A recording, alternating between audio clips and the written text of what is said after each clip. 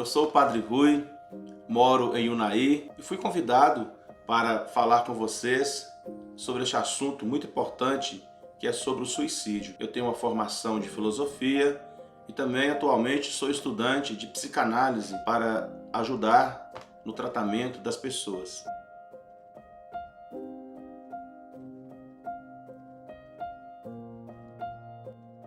Vamos lá.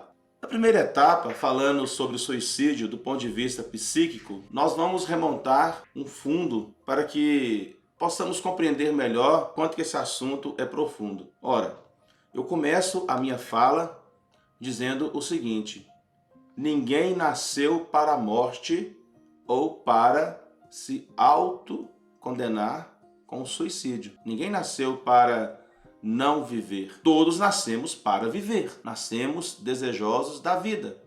A pulsão que existe dentro de nós nos chama para a vida.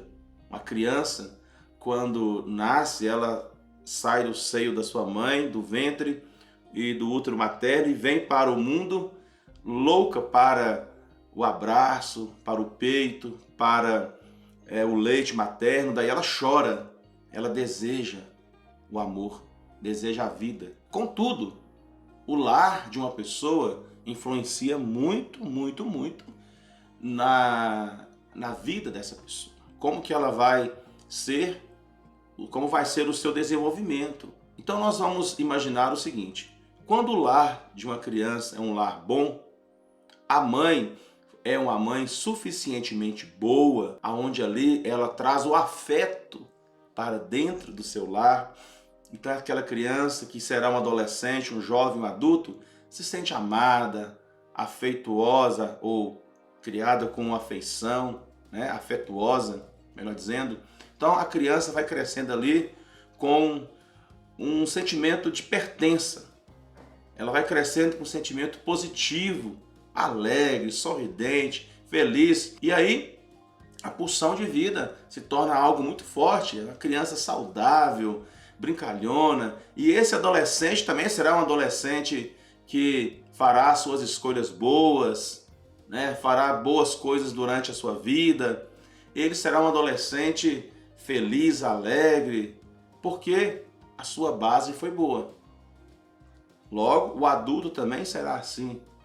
Mas por outro lado, quando desde pequena essa criança não recebeu o devido afeto, o lar foi um lar destruído, um lar descontínuo, onde ela recebeu descontentamento, aquilo tudo, aquele sentimento de memória, fica registrado no inconsciente dessa criança.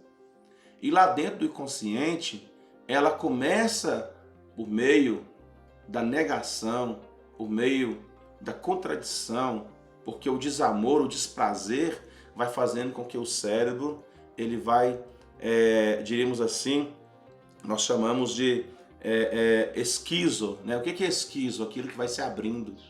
Por isso tem a palavra esquizofrênico. Então a criança vai crescendo meio esquizo. A gente leu também uma palavra pejorativa que chama esquisito, Então, quando vai faltando essa dose do amor, de tal forma que a criança ela vai ficando recalcada com aquilo tudo, ela vai sofrendo por dentro. E com o passar do tempo, este sofrimento interno, ele vai ter que ser expulso de alguma forma. Ele não vai ficar a vida toda amarrado dentro dessa criança. Você concorda comigo? Então, ele vai sendo expresso através de sintomas. Aquela criança rebelde, chorona, que não sabe como é, o que não é, que briga rapidamente. Isso tudo vai demonstrando em características. Falta de respeito com os pais, falta de carinho, A criança não consegue receber um não, a criança não consegue. Isso tudo depois vai ser o adolescente rebelde. E ele vai ter que expressar tudo isso de alguma maneira.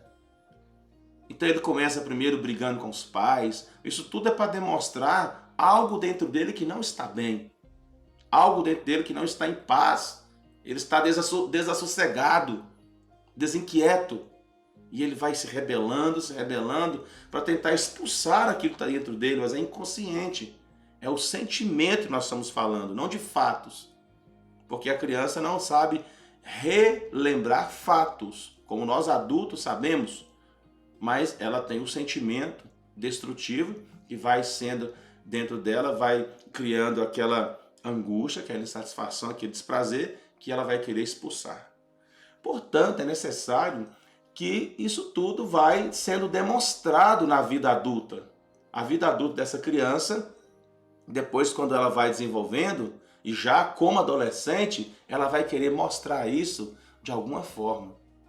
E é aí que nós precisamos entender o seguinte: quando essa criança começa a se cortar, esse adolescente ele começa a cortar o braço. Quantos nós já não vimos isso?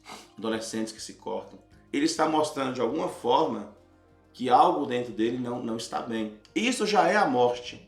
Porque a morte não é o caixão, lá é o velório de alguém que morreu. E as pessoas podem morrer por idade, por acidente, por coronavírus, por drogas, por várias formas. Estamos falando aqui da morte interna. Beleza? Então assim, nós entendemos que o sentido da morte não é apenas o sentido físico, é aquilo que causa a morte dentro da pessoa e ela não consegue suportar. E ela não consegue tolerar. Isso vai crescendo, começa com a rebeldia, começa com a falta de frustração, a pessoa não consegue lidar com o não, então ela não tem limites. Tudo ela é a primeira, uma pessoa narcisista. Daí ela vai se expressando através da violência, né?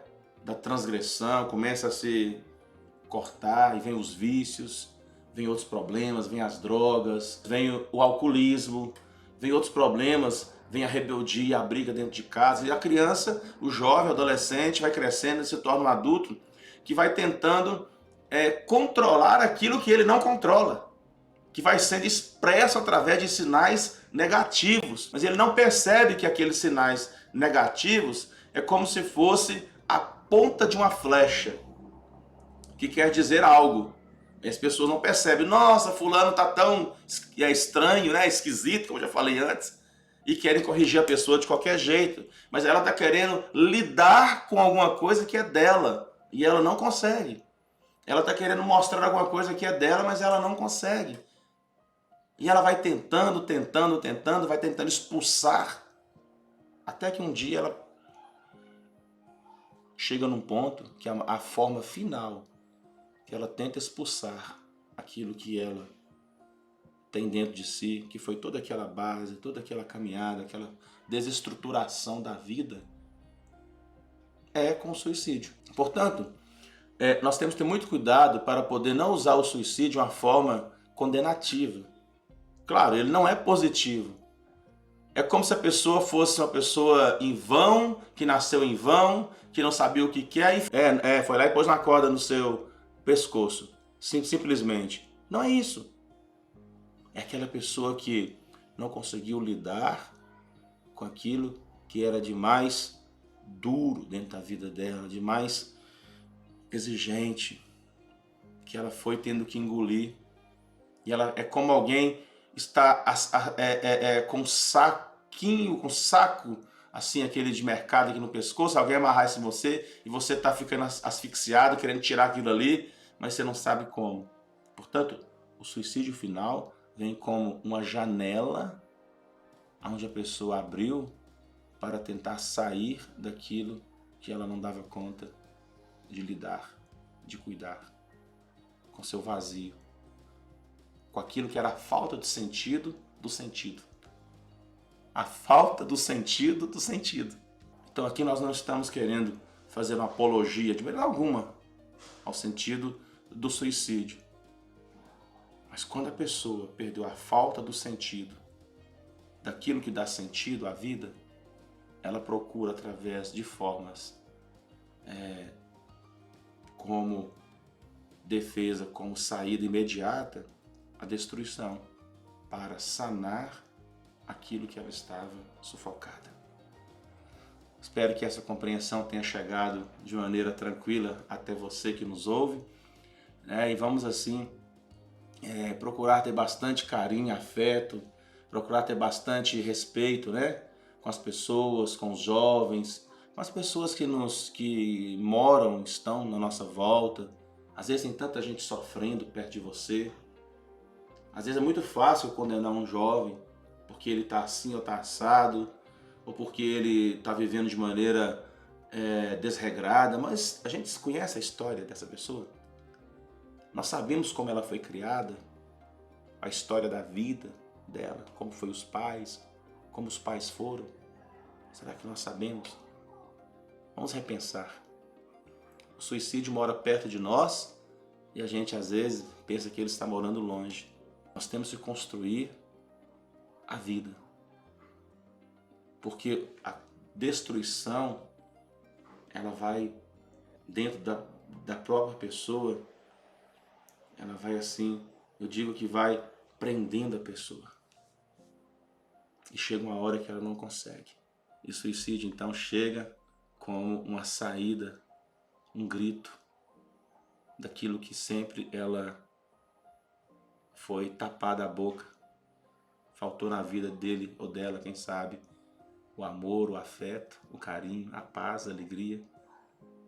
E ela acaba tendo que tomar medidas desumanas, aonde faltou aquilo que era humano. Vamos repensar um pouco esse vídeo feito para vocês.